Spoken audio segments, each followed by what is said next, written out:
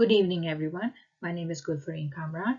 If you're watching this, it means that I have not been able to come in person, so apologies for that. My talk is about early career archaeologists, from Corbridge to Cockadale. So here's the agenda, not the one on the right, hopefully. After introducing my talk to you, I will take you all on the journey I took from being a volunteer to an archaeologist. Next, I will present my latest research on medieval pottery from Cockadale, Northumberland. And if I'm not present and this is a recording, then you can always email me any questions. My contact details are at the end of the presentation. So at the end of the presentation, you will see that my name has variations, and I prefer to just use my first name, Gulfareen, just like Adele, Beyonce, and Zendaya. My presentation is going to be twofold. So the first part is going to be about my career progression, because I started as a volunteer when I had no experience in archaeology and just the passion for it. I had no previous qualification in history, classics, or archaeology. But every person I met from Newcastle University, they all encouraged me that if I have the passion, I can do it. And I want to show everyone who is here, if they know someone, if they want to become an archaeologist, I want to show how it's done or how easy it is. Well, not easy, but then it is doable. And the second part is about my latest research on medieval pottery from Cockadale and the research I did for dissertation. So it all started with a somber event in my life. My father passed away 5 years ago, and after he passed, I started thinking if I have done everything that I always wanted to do, and the only thing that I had regret about was not becoming an archaeologist. And that is when I realized that this is something that I need to do. The first thing I did was to go to an open day at Newcastle University. There I met Mark Jackson, Dr. Mark Jackson. He was the head of the department at that time, and he suggested that if I have the passion, I should go for it. But because I have a young family, I should try to do it in bits and pieces, so like part-time in 2 years instead of trying to do it in one go. And then Dr. Chloe Duckworth from the Great British Stake, she is also a lecturer in Newcastle University. She encouraged me a lot and she helped me a lot in many ways. She informed me about all the research seminars that happen in Newcastle University, and my next few slides will explain what they are. But those research seminars are open to anybody who is interested and want to come. And then I started looking for any volunteering options that were available around Newcastle and Gateshead and Durham. So I became part of those community archaeology projects. Then I decided to do a field school, which was very pricey, but it was in Sherwood Forest, and it was brilliant. It was a 1-week crash course in archaeology. They take you through every single thing. But yeah, it was quite difficult, but it was very good. It gave me confidence that I know something before I jump in, dive in, and start doing my master's. I know something. And then I did, this is the beginning of Corbridge excavations in August 2019. So my postgraduate started in September 2019. And these are the lists of all the research seminars or different projects or research groups that are running in Newcastle University. And I try to take part in as many of them as possible, because at that point when I started, I was not sure what was my major going to be. I knew that I don't want to major in Roman archaeology or Greek archaeology.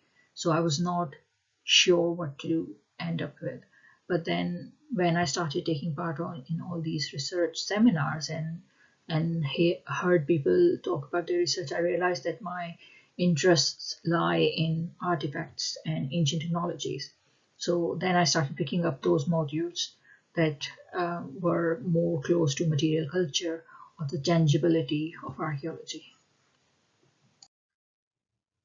And then we all know what happened in 2019, at the end of 2019 and 2020. So unfortunately, at the end of 2019 academic year, we had a global pandemic. Even though I've waited 20 years to restart my education, global pandemic could not wait. And then all the modules with lab work were not being offered at the university. I have a young family who needed to have support and homeschooling, and everything was in the lockdown. So I just took a gap year and just thought that I'll stay home. But I was worried that being home might mean that I'm gonna not come back to finishing my master's. Good thing is, like everybody else, I started taking again Zoom seminars and online conferences, and that was a blessing. I had so many around the world conferences that I took, membership of and took part in, and it was amazing. And then as soon as the major lockdown started finishing, that's when the Channel 4's The Great British Dig was filming the first series, and Dr. Chloe Duckworth asked me if I want to be the volunteer archaeologist in it. And I was like, yeah, of course I do. That's something that I'm not going to ever pass. So yeah, I took part in that, and that was a brilliant experience. My final year started in September 2021. And after a couple of months, there was this lab intern opening in Newcastle University's archaeology lab. And I applied for it and got it. And it was about working with all the finds from Oswald excavations from previous season. I was supposed to just work on building materials, like ceramics building material and a couple of other things. But when I started working, it was so much fun, and it was a dirty kind of work, like a lot of dust and everything, but it was fun. And I just kept doing it, and then I kept getting more and more work. But in the end, my hours were finished. I was also nominated for Intern of the Year by the lab director, Lisa. And I didn't get it, but at least I was nominated, and I'm grateful.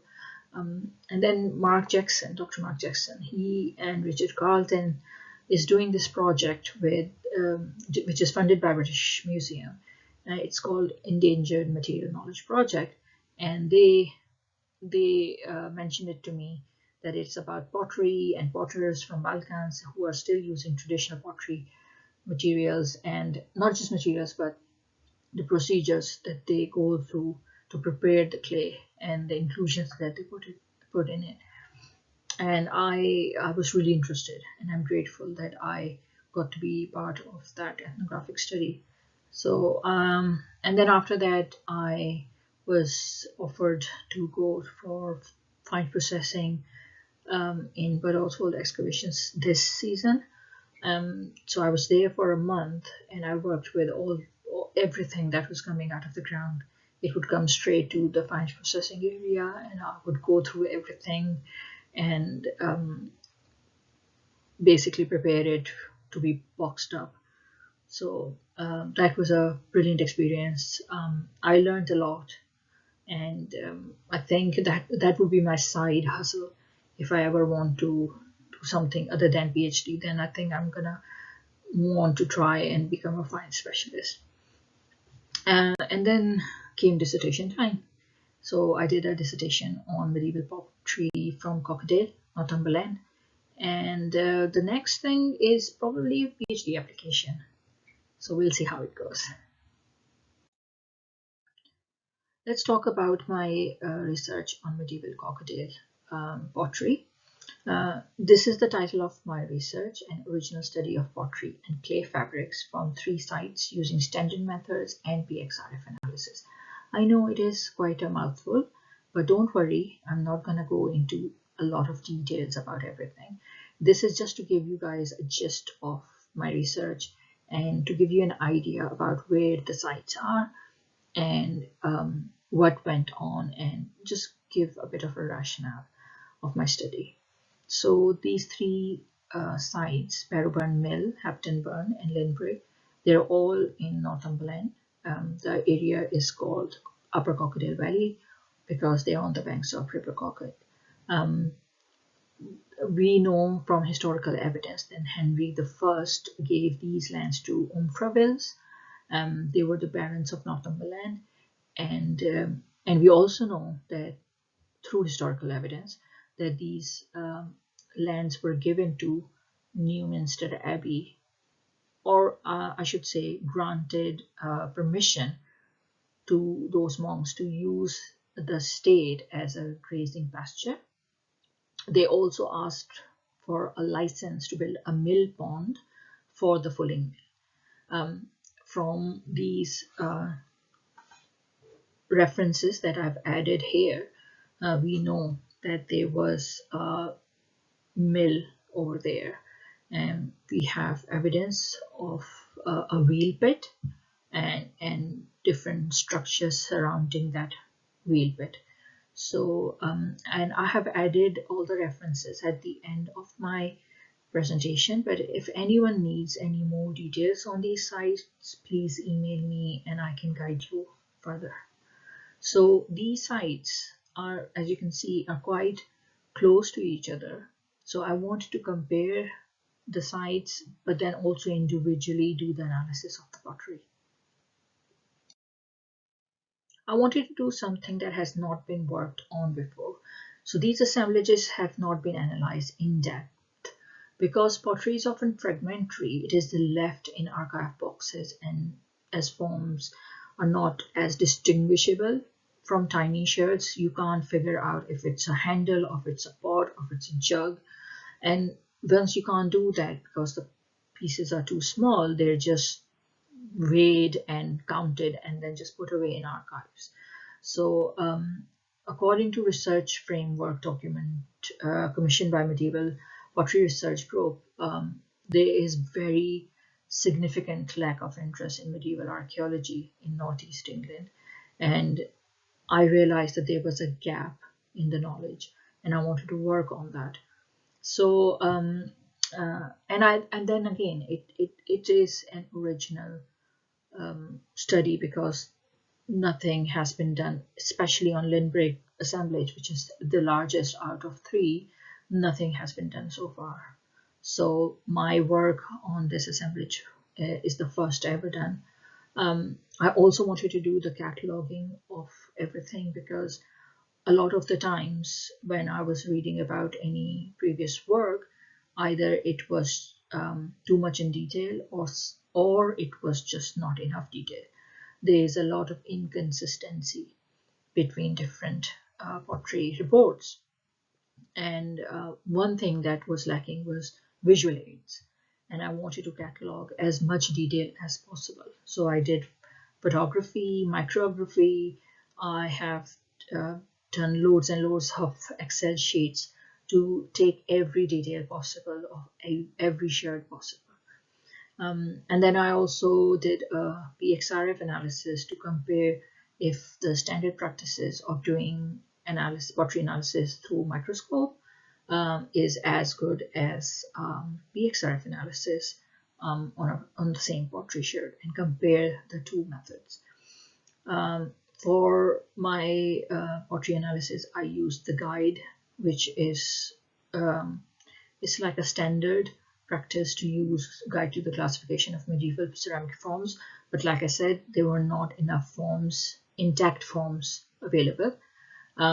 And then the other thing was that I used a standard for pottery studies, which is again, it tells you step by step how to go about any pottery assemblage, whether it's a small one or a large one, how to quantify it, how to characterize it. So I went through all of that, and then the composition analysis was done by portable X-ray fluorescence, and this diagram just explains how the technology of it works.